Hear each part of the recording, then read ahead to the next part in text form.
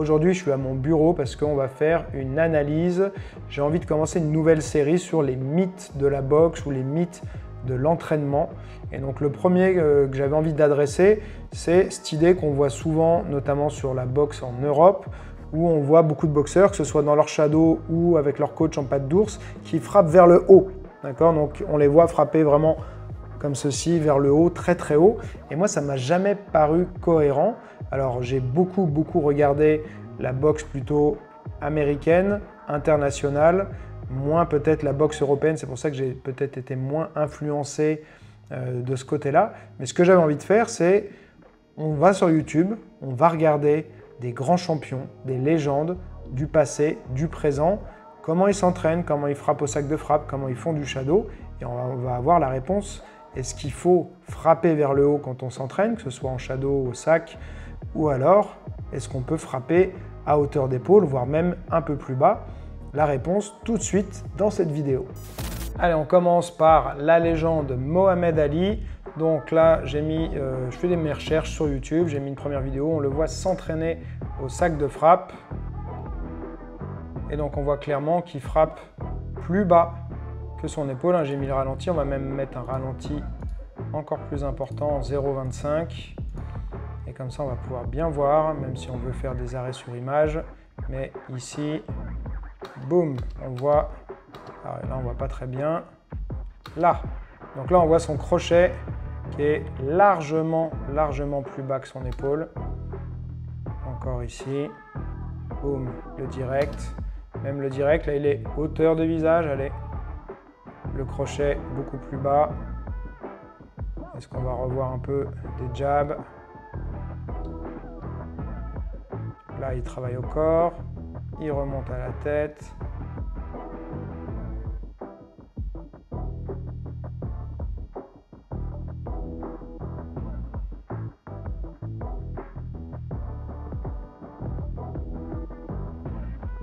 Il travaille à hauteur d'épaule, voire même plus bas. Et pourtant, il n'est pas en train de travailler au corps. Là, on peut dire qu'il travaille au corps, peut-être.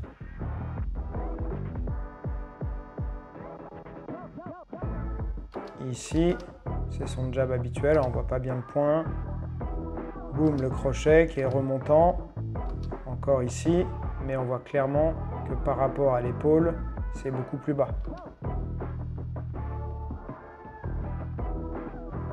Je vais aller regarder une autre vidéo. Celle-ci. Donc là, on voit clairement son jab qui va vers le bas. Et sincèrement, pour moi, c'est pas un jab au corps. Ouais, encore ici. On voit que quand il travaille sur le sac, il est plutôt sur des frappes descendantes, qui est plutôt remontante même sur le crochet, mais ça va pas du tout plus haut que sa tête ou en diagonale montante, bien plus haut que l'épaule ou que la tête.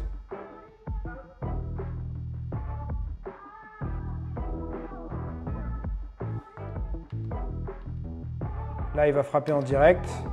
On voit clairement que son point, il est plus ou moins à la hauteur de son épaule. Boum, et sur le bras arrière, il est même beaucoup plus bas. Alors maintenant, Mike Tyson, qui pourtant est un petit poids lourd en termes de taille. Et donc, s'il y en a un qui devait s'entraîner à frapper en allant plutôt vers le haut, ce serait bien lui. Donc, on va le voir ici au sac de frappe, voir comment il s'entraîne. Donc on est sur du ralenti, son jab, hauteur d'épaule. Là, il travaille au corps sur ses crochets. Il remonte, même le crochet. On voit le point est par ici, l'épaule est un peu plus haute et la tête beaucoup plus haute. Là, on voit ici son crochet. Pareil, si on regarde la relation de hauteur entre l'épaule et le point et la tête, on voit que c'est même un peu plus bas que l'épaule.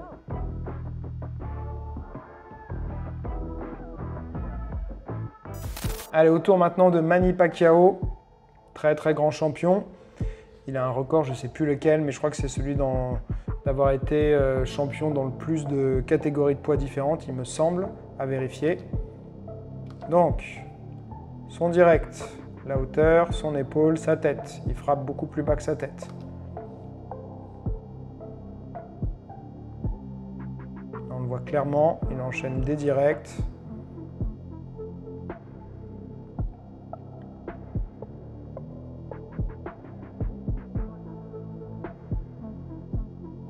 Allez, une autre vidéo de Manny Pacquiao. Pareil, les directs, toujours hauteur d'épaule, voire même un peu plus bas par moment. Il aime beaucoup travailler des séries de directs, gauche-droite, droite-gauche. Autour maintenant de Money Mayweather, Floyd Mayweather. Donc là, on voit clairement, donc là, bon, il est sur des petites frappes. Mais sur ses directs, on voit où est-ce qu'il travaille. Là, il va au corps et il remonte. Hein, donc il est bien sur un travail à la tête, entre guillemets. Maintenant, autour de Bernard Hopkins, grand champion aussi, The Executioner. Un des champions qui a réussi à combattre avec succès à un âge assez avancé, grâce à une super hygiène de vie. Donc là, on va voir un petit peu ce que ça donne sur Hopkins au sac de frappe. Ok, on voit le direct, l'épaule, la tête. Donc il est à peu près à hauteur d'épaule. Travail au corps. Là, on remonte carrément le temps. On est sur Sugar Ray Robinson, très très grand champion. Donc on va voir, hop, déjà mon premier direct, beaucoup plus bas que l'épaule. Encore. Pareil. Boum, là c'est un crochet. C'est pas un crochet au corps, hein, celui-là. Là, on voit très bien sur ce direct, une nouvelle fois, l'épaule, le poing un peu plus bas, la tête bien plus haute.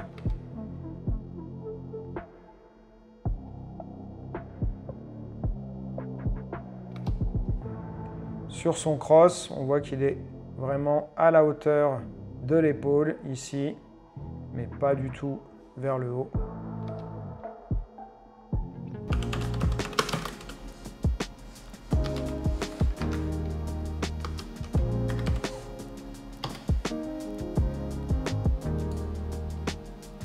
On va maintenant sur une légende, Rocky Marciano, qui était un poids lourd qui mettait énormément de KO et très petit par rapport surtout au poids lourd actuel, pas lourd du tout non plus. Aujourd'hui, ce serait certainement pas un poids lourd, mais tout le monde disait qu'il avait une puissance phénoménale.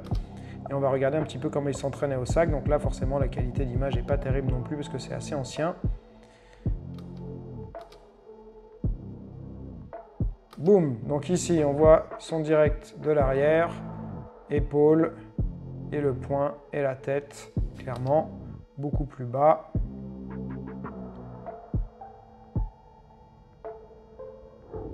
Pareil, ici on va voir sur cette action-là, son direct de l'arrière, hop, à nouveau, là on le voit très très bien, la hauteur. Alors il est pas en pleine extension, hein, mais c'est l'endroit d'impact en tout cas, où il travaille comme ça. Le crochet, un peu de mal à voir parce que la qualité d'image fait que ça se dédouble, mais il a l'air d'être à peu près à la hauteur de son épaule. À nouveau ici, un crochet, on voit qu'on est à peu près à hauteur d'épaule. Allez, on va aller voir des combattants plus récents maintenant. Canelo.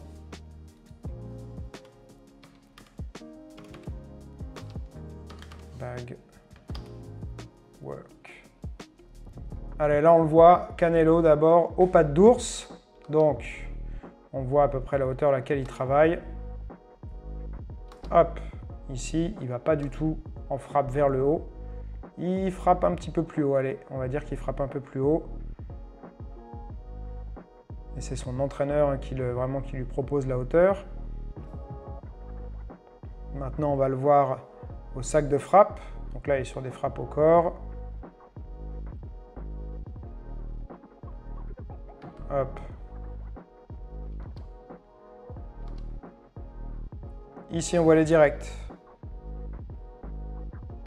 On va revenir en arrière. Voilà. Donc on voit une nouvelle fois la hauteur de frappe, épaule, poing, tête. Boum, pareil sur le jab. Crochet, au corps, au corps.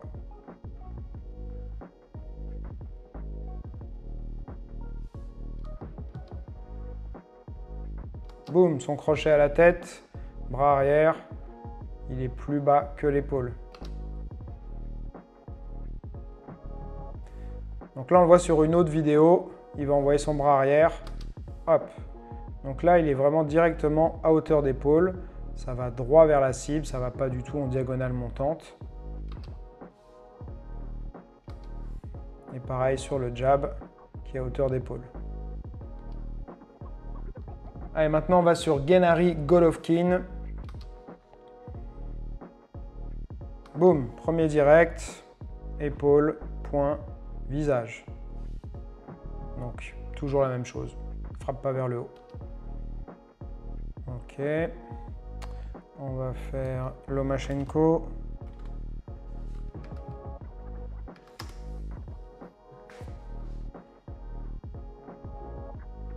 On va voir comment il travaille sur le sac. Donc ici, si j'arrive à revenir et me stopper au bon moment, hop, son crochet à hauteur d'épaule.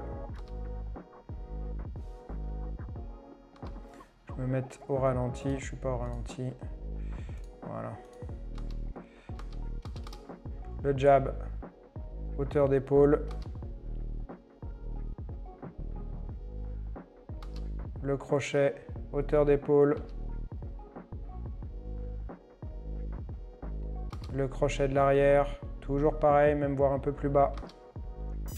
Allez, maintenant j'ai envie qu'on regarde un petit peu ce que ça donne aussi en shadow, parce que sur le sac c'est une chose, mais on va me dire, oui mais comme ils sont arrêtés par l'impact, leur poing va un peu vers le haut, peut-être que s'ils allaient jusqu'au bout, on verrait qu'ils vont vers le haut, donc on va regarder dans le vide maintenant ce qu'ils font.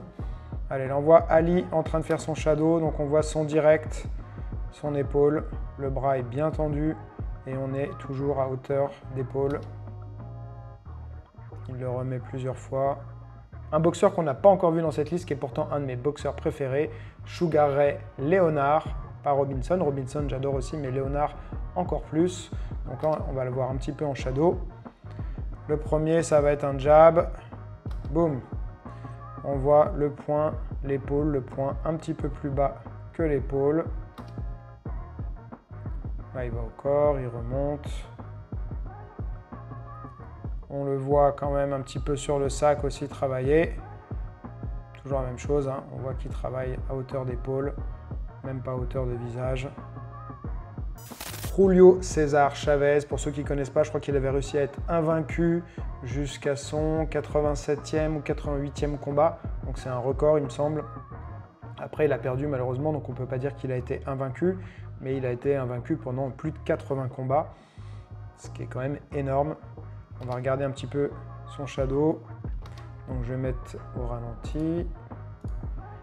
Hop. On avance, voilà.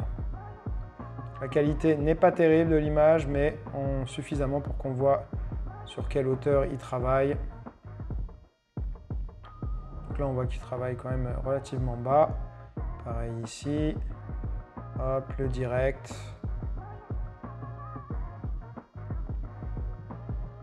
Encore.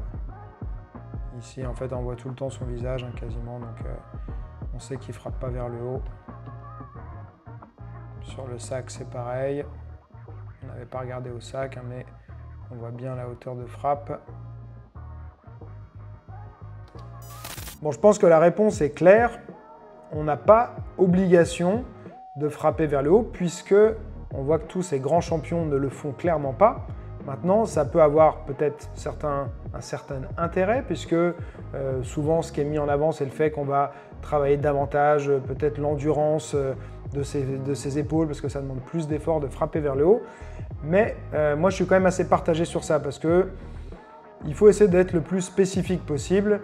Et si en combat, on n'a pas à frapper vers le haut, et ça va rarement arriver en fait, parce que la plupart du temps, il y a beaucoup de boxeurs, au lieu de frapper vers le haut, s'ils sont un peu plus bas que leurs adversaires, ils vont se lever un peu sur leurs appuis au moment d'envoyer.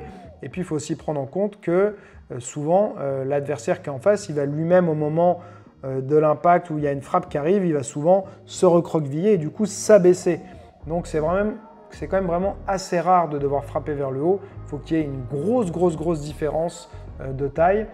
Et du coup, moi je trouve pas ça intéressant à l'entraînement de reproduire quelque chose qu'on ne va pas retrouver ensuite en application.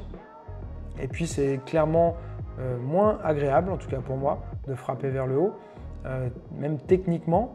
Et je trouve qu'en plus techniquement, quand on frappe vers le haut, naturellement je frappe vers le haut, j'ai mon épaule ici qui va mieux me protéger, mais comme ça ne correspond pas à la réalité, je ne vais pas avoir pris l'habitude de bien passer mon épaule et bien la positionner quand je frappe à hauteur de visage ou hauteur d'épaule et de me protéger aussi bien. Donc je trouve que ça fausse même un petit peu la technique.